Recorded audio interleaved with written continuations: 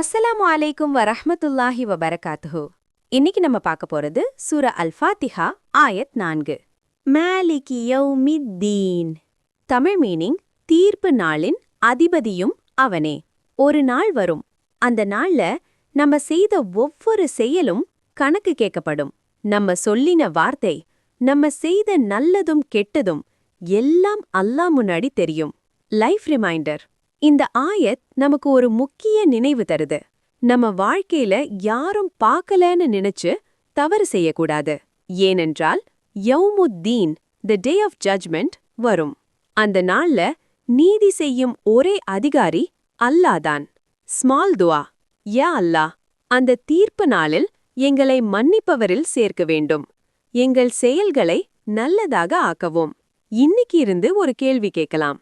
நம்ம செயல்கள் தீர்ப்பு நாளில் நமக்கு நன்மை தருமா? ஃபாலோ பண்ணுங்க டெய்லி குர்ஆன் ரிமைண்டர்க்காக.